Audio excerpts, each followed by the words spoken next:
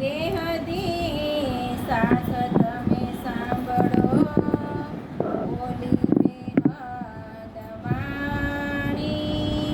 મોટા મોટેરા થઈ ગયા, કોણે નવ જાણી, કોણે નવ જાણી.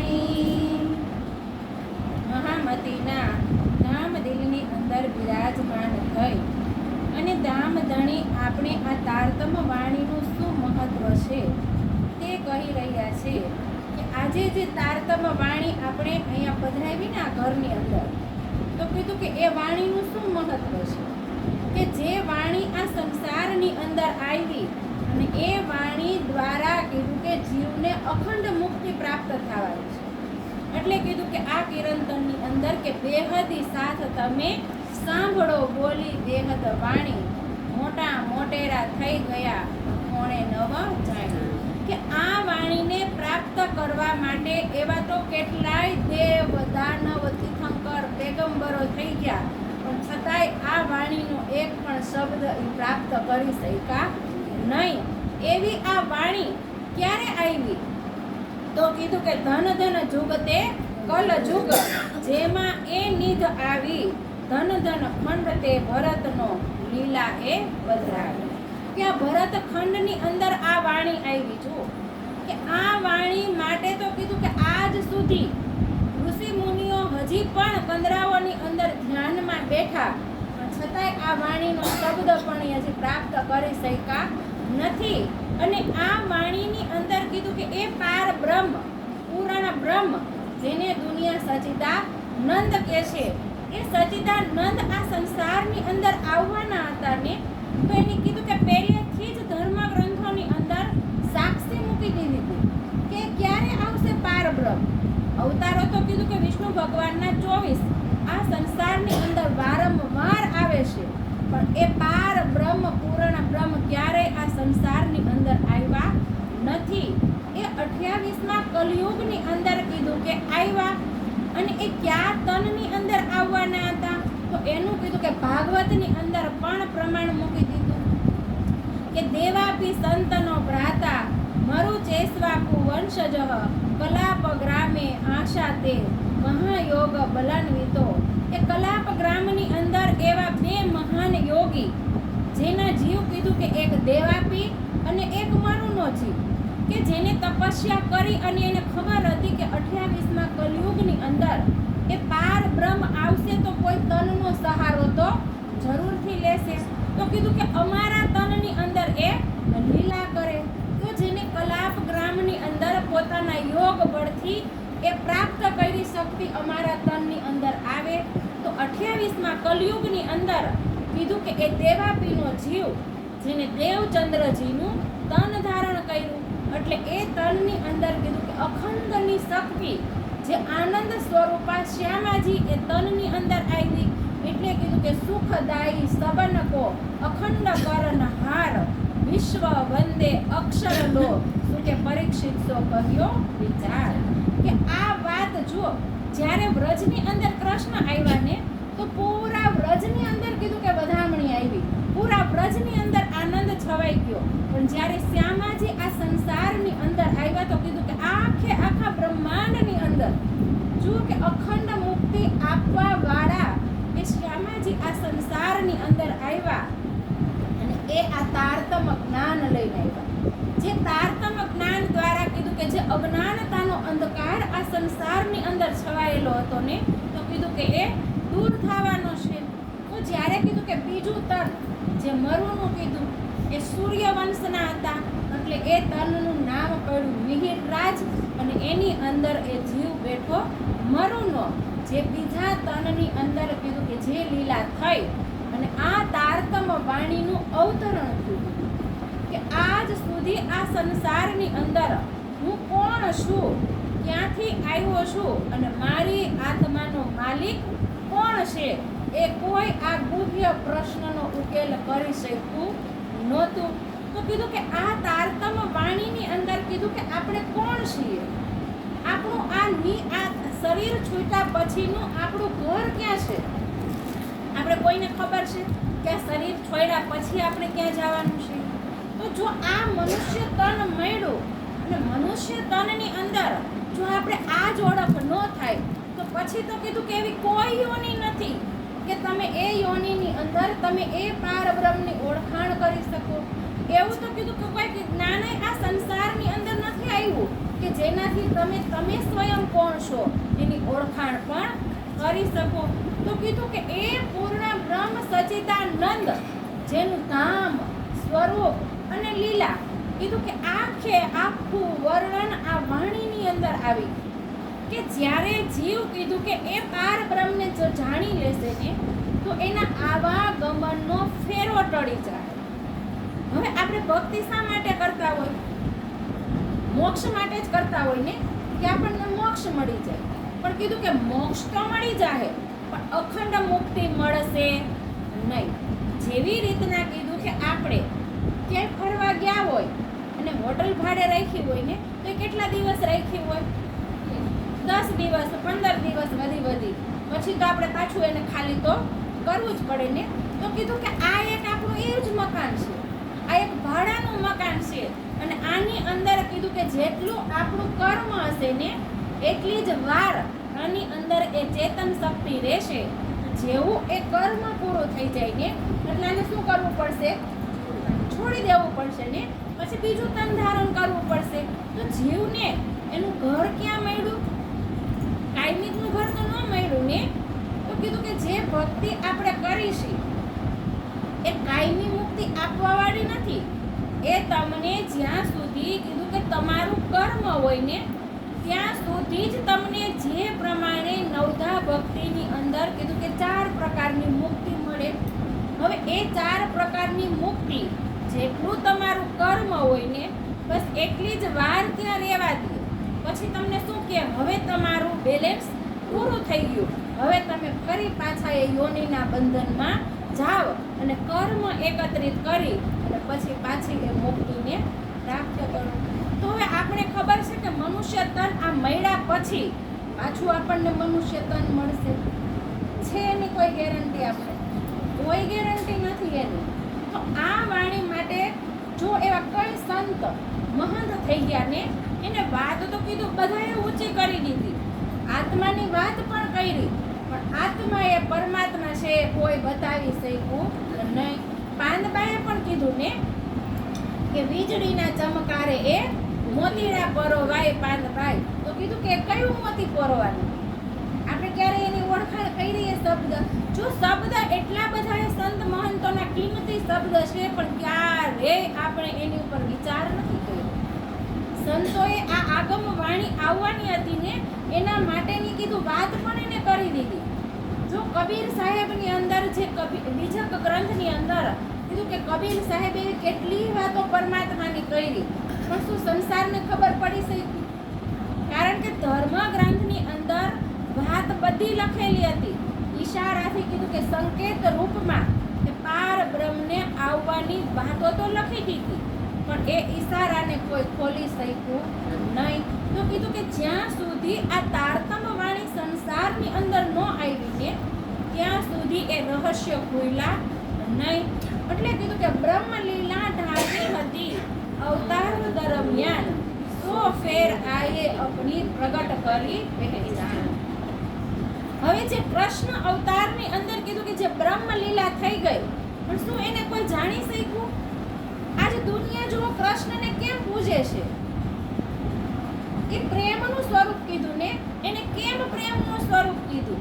શું આપણે કોઈને ઓળખી શક્યા કે કૃષ્ણ જેટલો પ્રેમ કીધું કે નિસ્વાર્થ પ્રેમ દુનિયામાં કોઈએ કર્યો?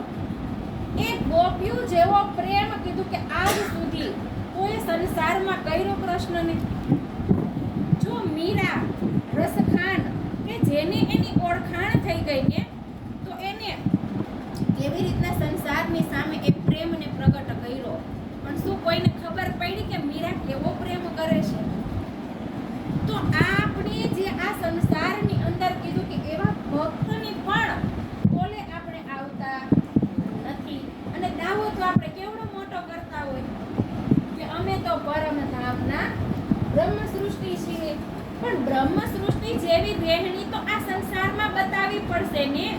કીધું કે બ્રહ્મ સૃષ્ટિ હુતિ વ્રજ રાસ में પ્રેમ હતો લક્ષ બિન સો લક્ષ અવલ કો લ્યાએ રૂહલ્લા પર નથા આખરી ઇલમ પૂરણ. કે વ્રજની અંદર જ્યારે શ્રી કૃષ્ણના તનની અંદર એ અક્ષરાતીતનો આવેશ આવ્યો ને ત્યારે આ તારતમ્ય વાણી નહોતી.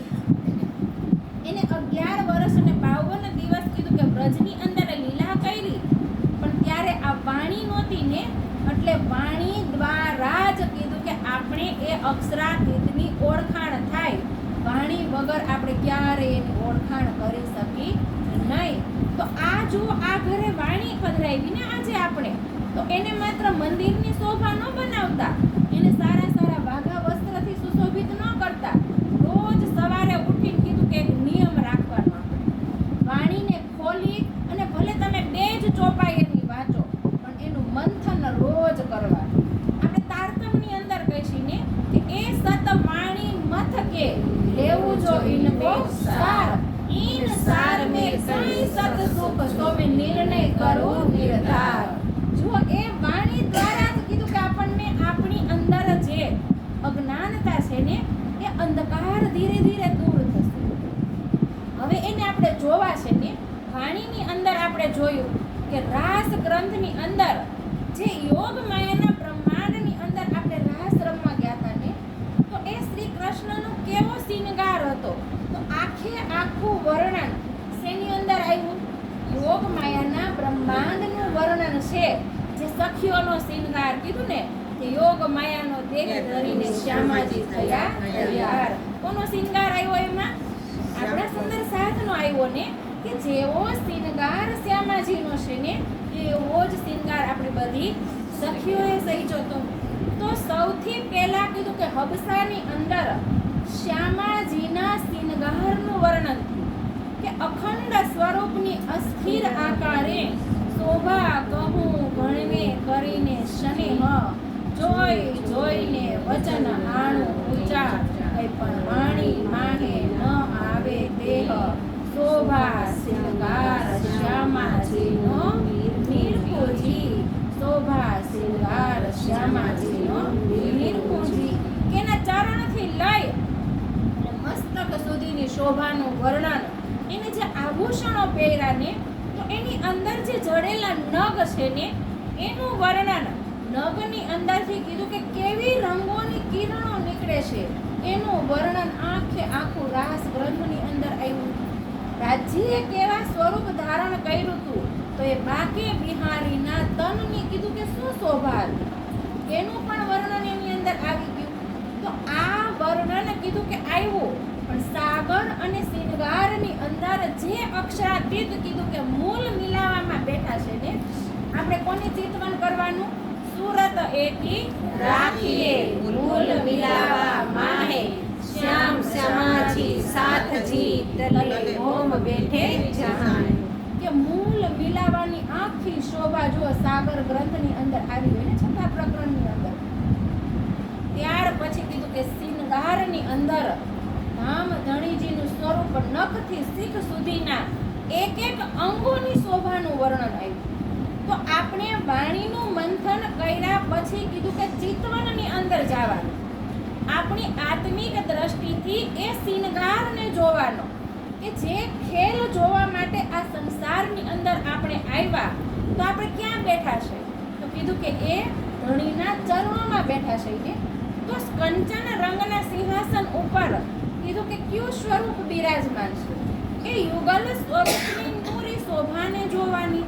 આપણે સવારની સેવા પૂજા કરીને, એટલે જો આપણી ચિત્તવને કેવી રીતના કરવી, તો જ્યારે કીધું કે આપણા નાના નાના બાળકો હોય, હવે આપણે મોટા થઈ ગયા, આપણને ખબર પડી ગઈ કે સેવા પૂજા આપણે મોઢે થઈ ગઈ, હવે સેવા પૂજામાં આપણું ચિત્ત લાગવા માંડ્યું, એટલે એ સેવા પૂજા કોને સોંપી દેવાની?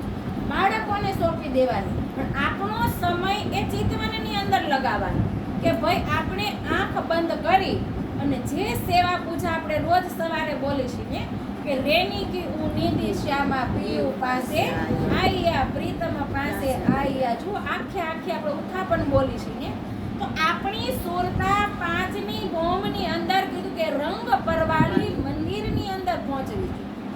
ખાલી બોલવાથી નહીં, આપણે ધ્યાનની અંદર બેસી જવાનું, જેને સંસાર ધ્યાન કહે છે એને આપણે શું કહીશું? ચિત્તવન. હવે ચિત્તવનની અંદર બેસી અને એવી રીતના આપણે બેસવાનું કે આપણું એક આસન સિદ્ધ કરી લેવાનું. આસન સિદ્ધ થયા પછી આપણું શરીર પણ કીધું કે હલવું ડોલવું જોઈ નહીં, અને એક ચિત્તથી બેસી જવાનું.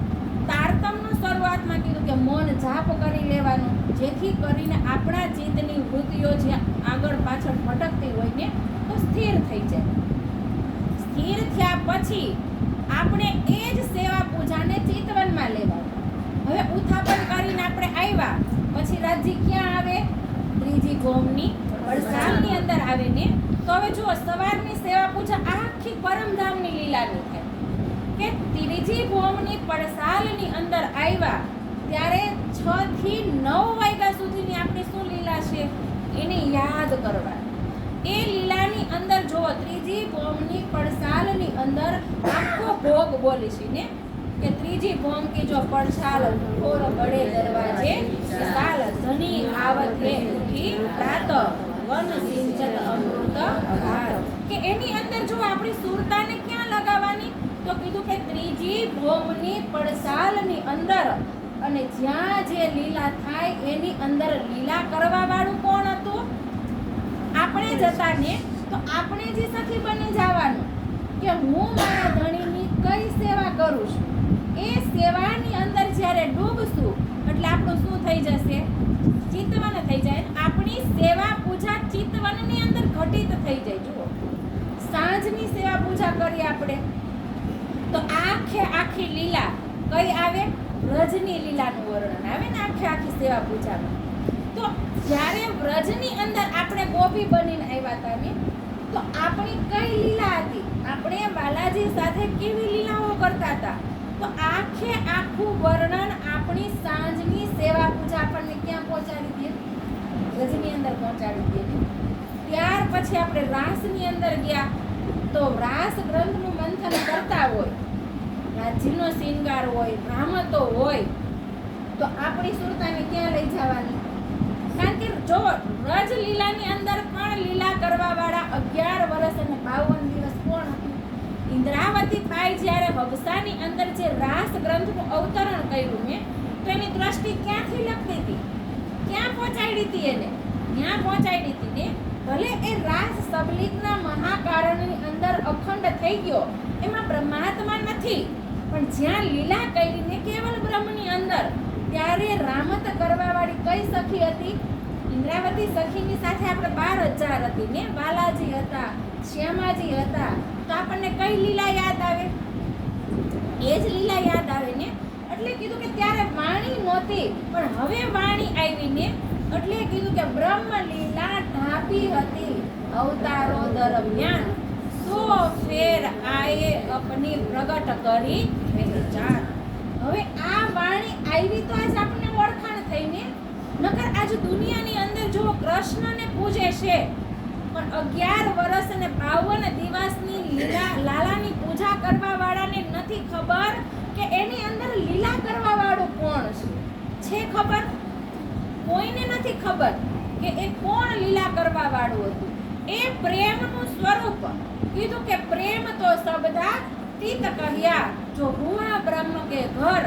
હવે એને કેવી રીતના તમે પ્રાપ્ત કરી શકશો? એ યોગ માયાની અંદર જે લીલા કરવા વાળું સ્વરૂપ હતું, જે બાંકે બિહારીનું તન હતું, પણ એની અંદર લીલા કોણ કરતું હતું? એ અક્ષરાતીતનો આવેશ લીલા કરતો હતો ને. એ પ્રેમનું સ્વરૂપ કીધું. હવે એ પ્રેમને અહીંયા પહોંચશું તો આપણને મળશે? ત્યારે એ પ્રેમને નહીં પ્રાપ્ત કરવું. કારણ કે પ્રેમ નામ જ સંસારની અંદર લઈ આવવા વાળી એ બ્રહ્માત્મા છે. કે પ્રેમ નામ દુનિયા મીને બ્રહ્મ સૃષ્ટિ લ્યાઈ ઇત સો પ્રેમ ઇનોને જાહેર કિયા જો ખેલા સ્વરૂપ વ્રજ રાસ.